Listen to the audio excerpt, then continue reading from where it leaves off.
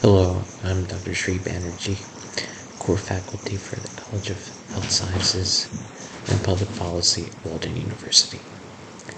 And in this brief tutorial, I'll be going over something called Access Mod 5. For starters, Access Mod 5 is useful for supporting universal healthcare by modeling physical accessibility to healthcare. So this is really a very effective tool to try to convey access to healthcare and some of the more basic questions that we oftentimes ask as it pertains to social determinants of health. So here's a legend and the walkability and the access actually to healthcare of various areas. So as you can see in some of the more rural areas, it can take over 4 hours to get to the nearest healthcare service. And then, so this sort of differential coloration is reflective of many sort of mapping tools and maps that you create in the discipline of geospatial sciences. So as we scroll down here, you can take a look at the various sections. The first section is about, as you can see, this is actually a very important tool that has been developed by the World Health Organization. And it is actually a collaborative project and implemented in 2018 by UNICEF. So you can get more information here, but I'm not going to go through all of that. But looking into the process, I think it's good to spend some time in this section to go over the five steps here. So in step 1, usually when you're so Access Mod is a software, and when you're using this software, once you download the software and install it, you'll actually have to download data to then apply in that software. So the very first step always is to prepare your input data. So then you can use your favorite GIS software, and there are several. And so then prepare your geospatial tabular data. So before you can really get started into geospatial work in earnest, this is something that I was taught very early on, not only at Hopkins, but later on as I was doing geospatial work in Africa, looking at Ebola. One of the things that another geospatial expert from the Centers for Disease Control, who was actually one of my students as well, stated was the fact that you have to make sure that the tables are all clean. And a lot of times, cleaning tabular data takes a lot more time than you expect. So be prepared to spend more time than you expect in this first step. Then once you have that, step 2 is upload your data in Access Mod, and then you get to create a project and import the data you've prepared into Access Mod. So on the left-hand side, you kind of see what the various steps translate into within the interface, within the programming interface. So then in step 3, you prepare the data for the analysis. You then merge, so basically in step 3 you're merging some of the input layers, the land cover, roads and barriers, etc. And then you define your travel scenarios.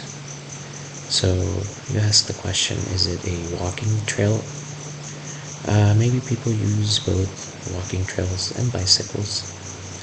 And then it could be a combination of that and then motorized vehicles. So this is something good to keep in mind.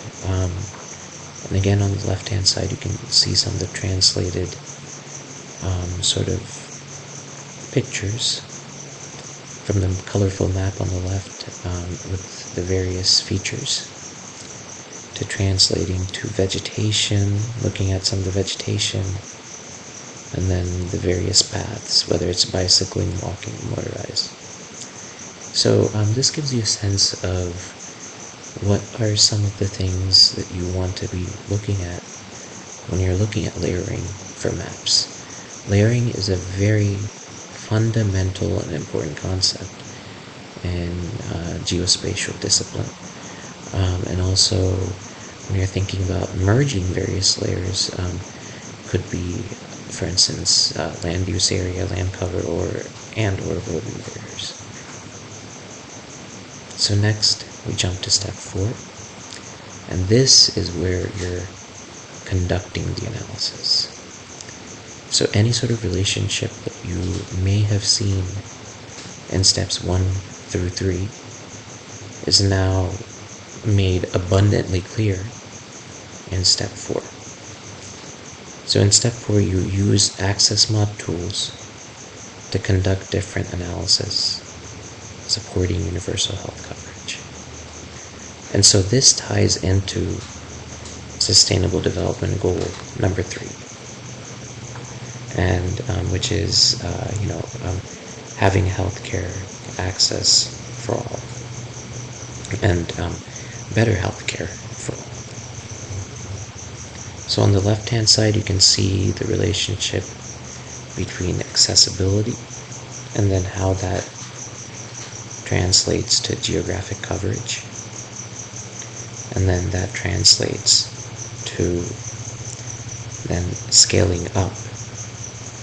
So all of these relationships can kind of be seen, and how you can convert accessibility to scaling up that access to making sure there's more coverage. This is where mapping is a powerful tool.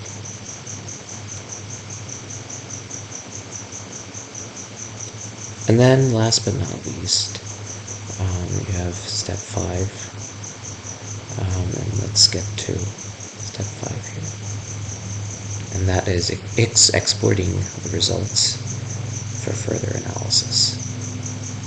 So you have your map, and then now you have to basically translate that into something that is presentable.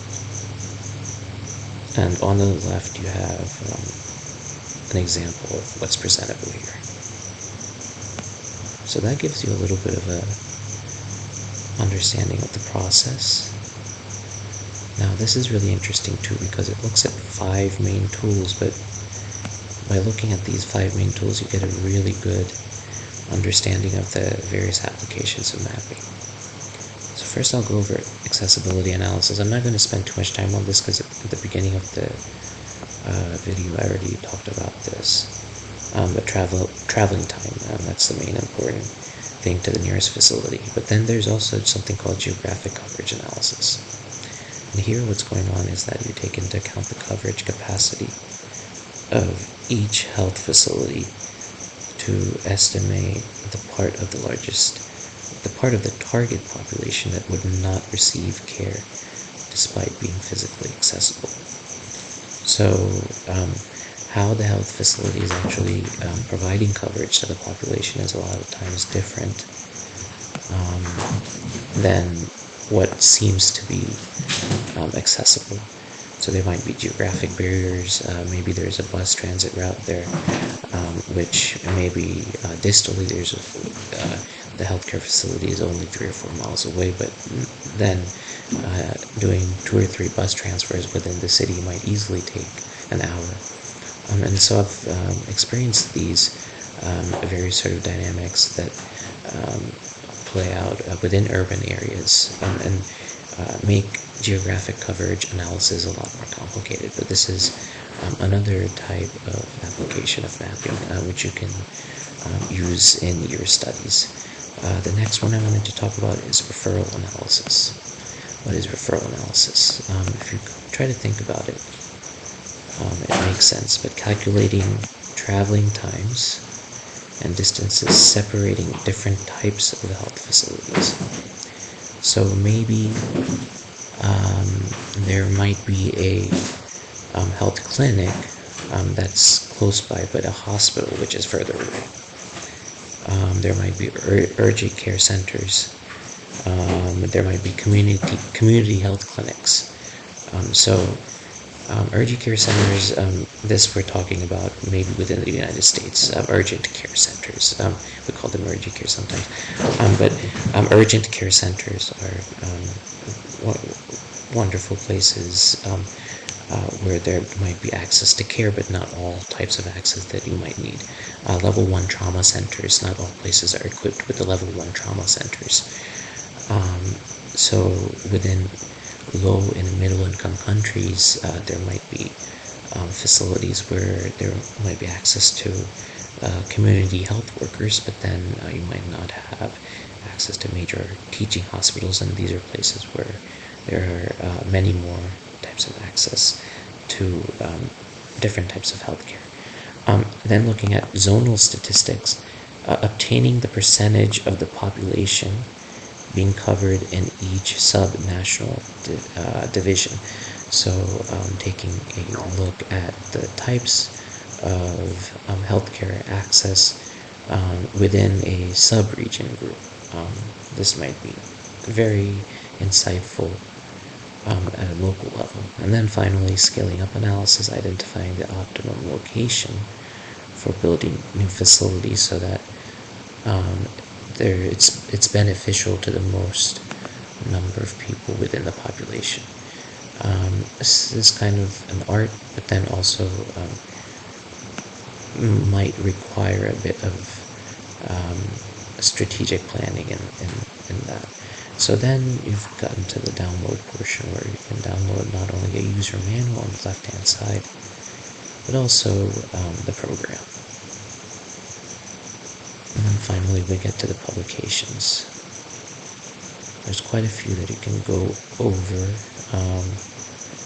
and also there are a lot of tutorial videos, and I would encourage you to go over some of these.